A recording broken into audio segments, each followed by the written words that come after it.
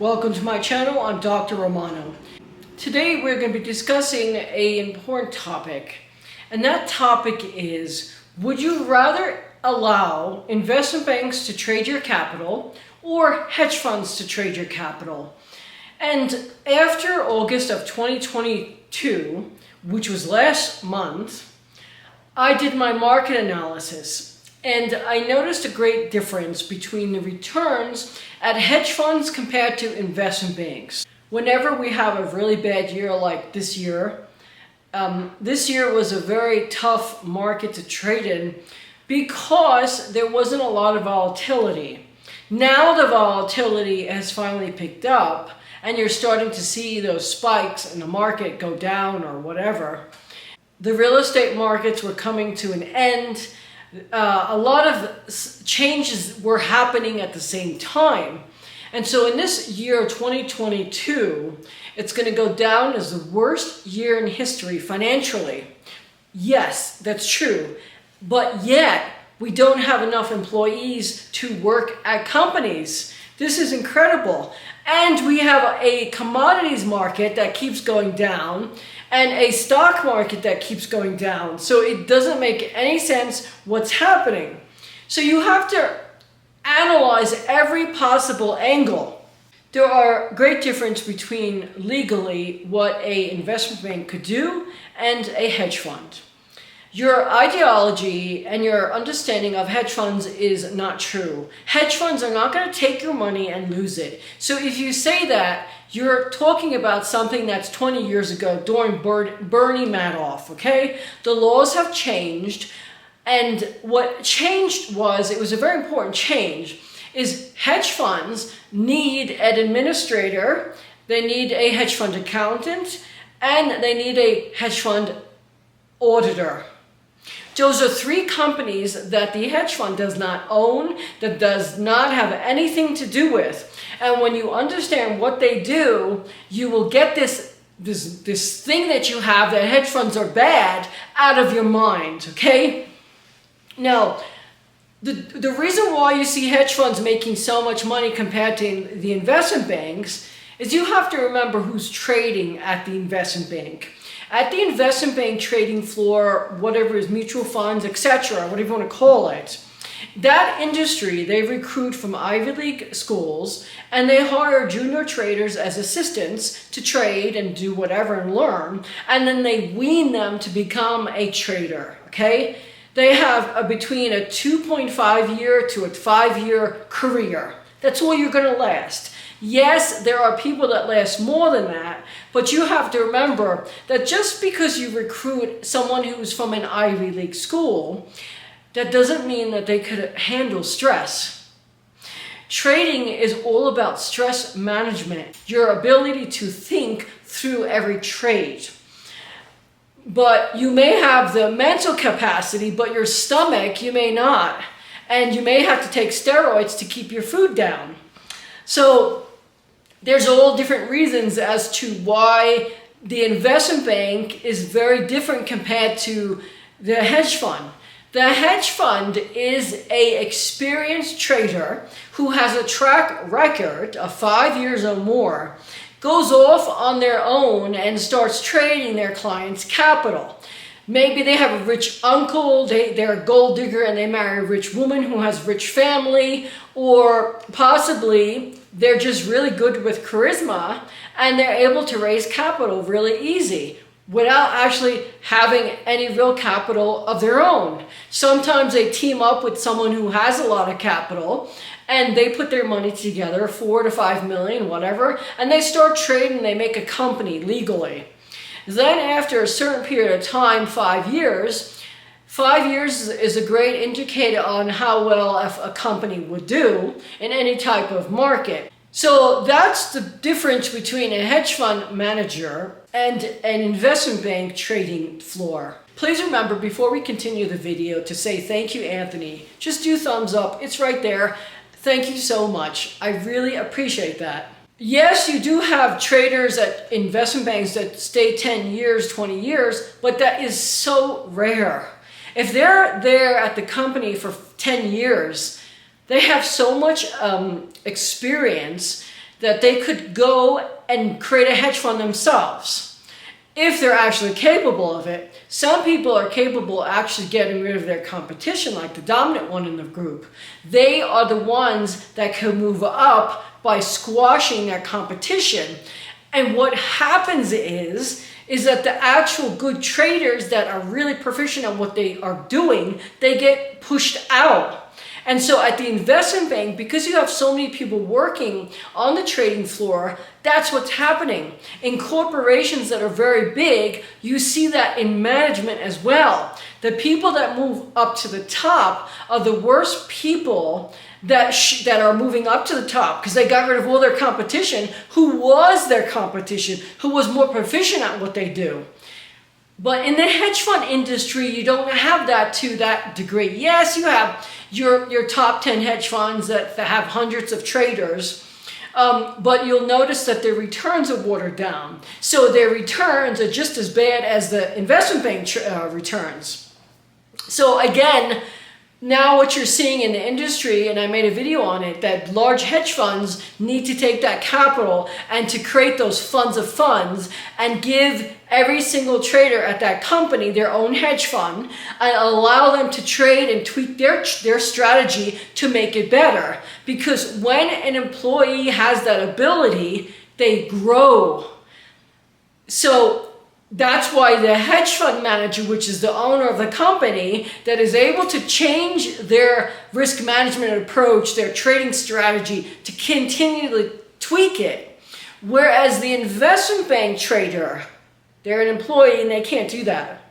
So God bless all you traders at the investment bank. I'm not putting you down. I'm simply trying to make the difference. You are not allowed to change your risk strategy. You're not allowed to change the strategy. You have to follow what the company wants.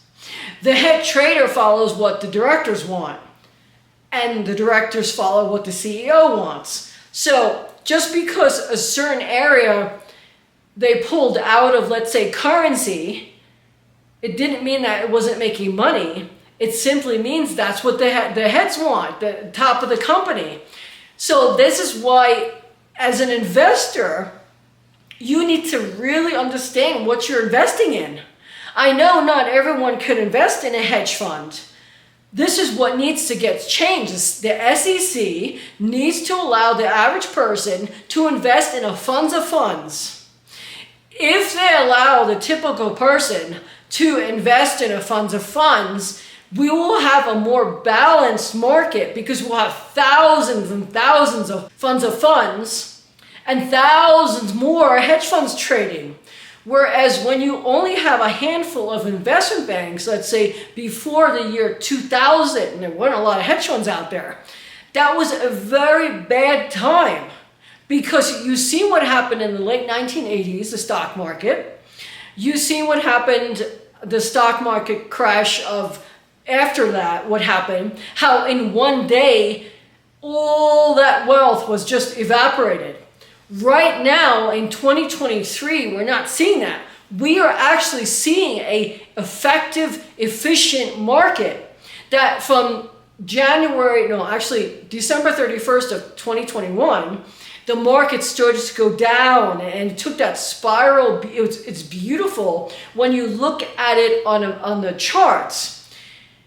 If we didn't have so many hedge funds trading, it would have basically looked like 1980s when the stock market just collapsed overnight. But because we have so many more people, day traders, so many more people trading capital and taking the control into their own hands and learning how to trade, learning how to do what they have to do to make money. Because if you open up a couple of dozen books, you could certainly learn a strategy. If you're young and you have an interest in finance, don't think about getting a job somewhere. Don't waste your time. Think about learning how to trade, getting all those trading books, whether it's trading for dummies, whatever it is. You should start on the options market because options are easy to trade. You could actually open up a TD Ameritrade account. use paper trade and use that fake account to trade in until a couple of years that you're learning and you're improving. If you could make 10% a year, you're doing really good, because not all investment banks could do that. Not all and hedge funds could do that. So as a doctor of hedge fund selection, I could predict which hedge fund is going to do a 30, 40, 50% in each type of market, or which hedge funds will do only a 10% in this particular market or that particular market. I could even predict how bad they will do. And so this is why my funds of funds, my hypothetical funds of funds, as of August of 2022, it's only negative 13%. But you see years previously, it did 55%, 27%, 37%. So this is why this year, if you're down 10%, big deal. But we still have 3 months to go. And so these last 3 months is where hedge funds will literally flip their negative to a positive. Even if they come out zero, that's really good in what this type of market was. Because we didn't just have a real estate bubble burst. We didn't just have a commodities market bubble burst or a currency bubble burst. It all happened at the same exact time.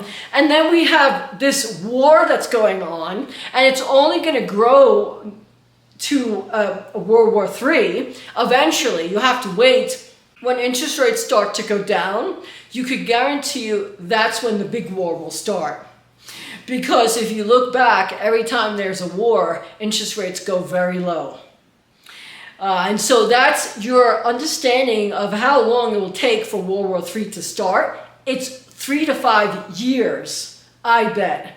So I believe that interest rates will have to stay high at least 2 to 3 years. And then after that, it will start to go down. And then you'll see once it's really low, the war will start. And that's just how it is in the cycle. Everything's a cycle, so don't worry about it. This next war that's coming, America is going to become a powerhouse on manufacturing. You could guarantee you. Because you already see the Asian Pacific, the oceans there, they're becoming unstable. We don't know if America is going to be controlling those waters and keeping it safe. So goods could come back and forth. What's going to happen when there is a ship that sank? Exactly. So people are going to shift to go elsewhere, not to China, not to India, to other countries, maybe South America or maybe America. Who knows what will happen? But it's a lot safer to make your products in the country where you live. Remember, because we have 3D printing, it's a lot cheaper now to make products in America. So that's my take on the difference between why you would want to invest in a hedge fund as opposed to an investment bank. Because as of 2022, September, it's apparent that they're doing very poorly.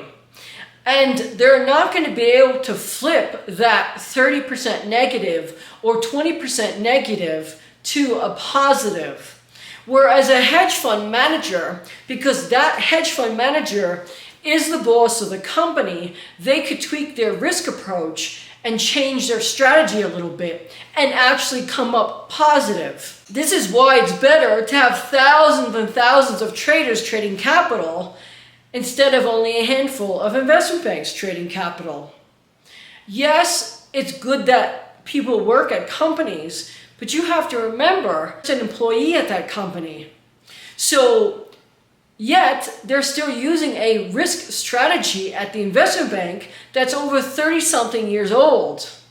That's ridiculous. This is why my hypothetical fund of funds uses a completely different, it's a different risk approach compared to the typical approach. And this is why over the past 5 years, if you look back in history, my fund of funds has done exorbitantly well.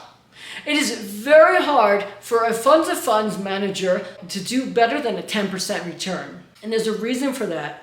Because the more hedge funds that you put in your portfolio, it waters down your returns. But you also have to have hedge funds that actually are able to manage capital. So if you're not a doctor like me, you're going to have watered down returns for funds of funds. And this is why the funds of funds industry is the future. It's not the investment banks that's the future. It's not the hedge funds that are the future.